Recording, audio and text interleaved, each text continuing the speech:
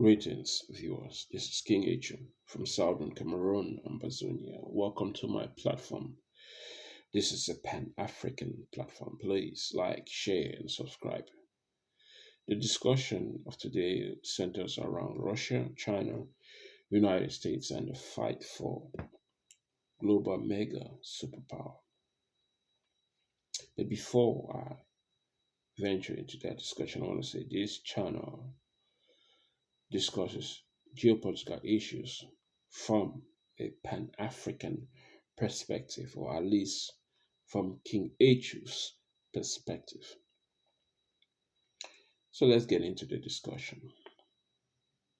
Russia, China, US, the fight for global supremacy continues. But before we can get into that, I'll talk about United States and USSR, the first Cold War, where USSR lost and in the process lost part of the USSR, and what was left was Russia, which is a powerful country, but not powerful enough to take United States on by herself. So in the process of taking on United States, Russia decided to partner up with China. But how did China become powerful? Because China was not as powerful as it is today. China was a wretched country, but it is a very powerful country today. How did it grow? Because when the United States became very powerful, after defeating USSR, many of the businessmen decided to take their business across China where they could make much more money and pay less taxes. And due to that, China took in all the jobs that the United States presented, that the United States gave, that businessmen who are from the United States brought to China. And due to that fact, China grew to the point where China is now challenging the United States. See, now, but China cannot take on the United States completely by itself. It still needs a partner, which is Russia. But you might think that the relationship between Russia and China is so unbreakable, but that's not true. This is where the United States has to know how to play the game between Russia and China in order to win and remain the supreme mega power in the world. Because if the United States loses and Russia wins after reclaiming Taiwan, because if China successfully reclaim Taiwan, it will put China in a position where it will pretty much dominate most of, or at least most of Asia.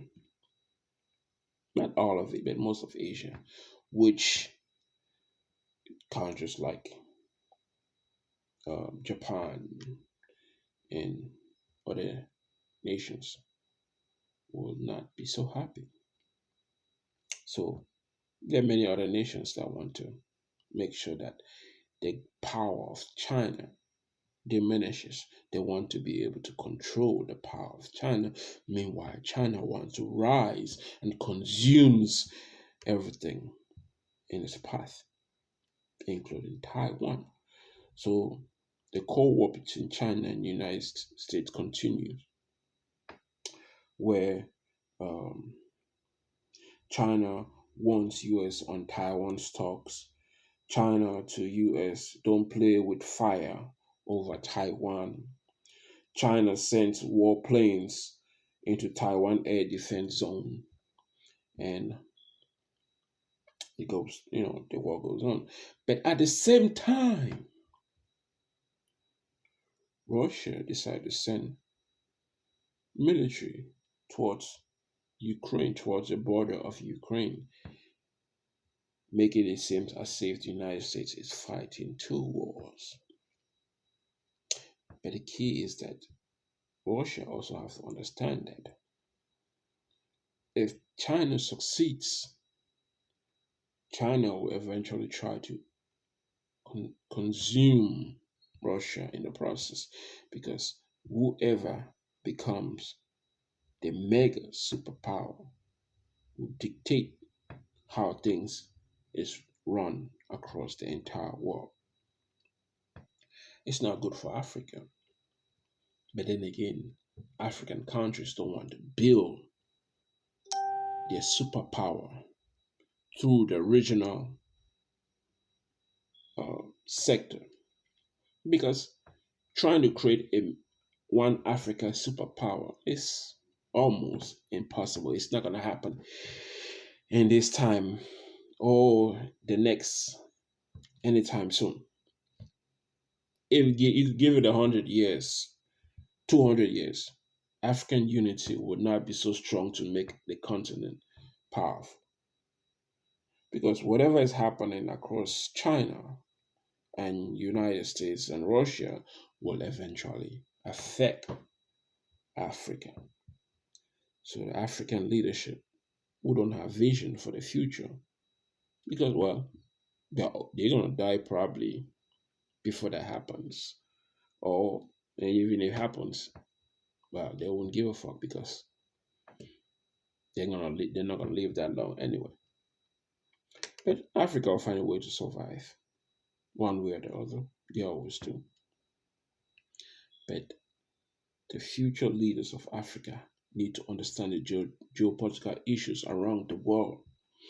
And the Russia, China, US fight for superpower or mega superpower, it's the most biggest thing in this our lifetime because it could lead to a third world war, which will affect the entire world. If all three players are not wise, because they have nuclear power. All three have nuclear power they can use. And if they do use, it will be disastrous. It will be disastrous, in which means that if they do use it, nobody will win. The entire world will lose. A lot of people will die in the process in China, in Russia, in the United States, because all three have nuclear power. But it depends on how smart United States play the game. It depends on how smart Russia plays the game. We know United States. I mean, we know China wants to dominate by any means necessary, which is why they have this one China policy where they're trying to encroach Taiwan, Hong Kong into one China. But Hong Kong wants to be liberated, wants to be free, wants to be a nation of herself. And Taiwan has always been a nation of itself. It's just that the rest of the world does not recognize. And China is making sure that the world does not recognize Taiwan. But you know who recognized Taiwan? Somaliland, the country next to Somalia that left from Somalia, is recognized or was recognized by Taiwan, and Taiwan recognized Somaliland, and they are doing business together, and they are thriving. But Russia says no. So the relationship between China and Russia may seem impenetrable, but that is not true because when it comes to the situation with Myanmar, when they had their military coup, China did not benefit from that. The person that benefited from that was Russia. And when it comes to another nation, Pakistan, China did not benefit from it.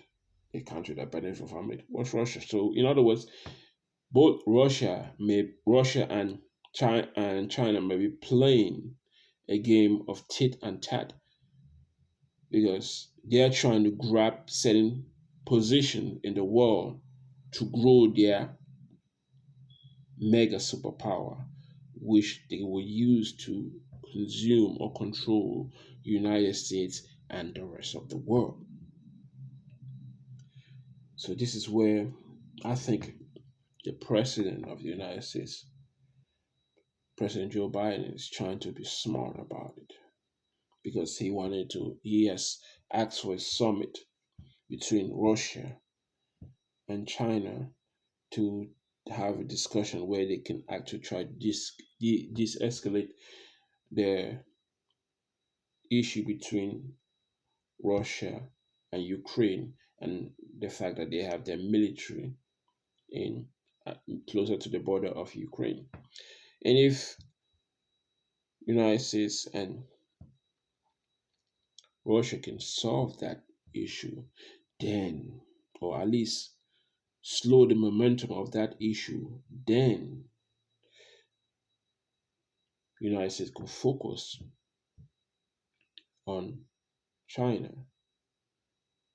so that they can take control over Taiwan. Over Taiwan. And Taiwan will have her sovereignty. And if they do that successfully, they could also help break Hong Kong in the process, or at least raise enough intention to cause attention between Hong Kong and China, which is already going on, but to another level. But there is another plan. If the United States could also, there's another idea. If the United States could also encourage the Muslim um Chinese who are being treated unfairly to separate and fight for their independence from China. That also can help cause more internal issue with China, where it will push China to concentrate on that issue and not extend their hand in Taiwan. Because when they have multiple issues within themselves,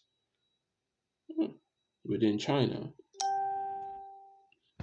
they won't be so focused on trying to claim or proclaim the entire world. But the Russia China US relationship is at a boiling point where any action can cause a disaster across the world. How is this going to play? It all depends on the leaders. As you know, they have extended the power of Putin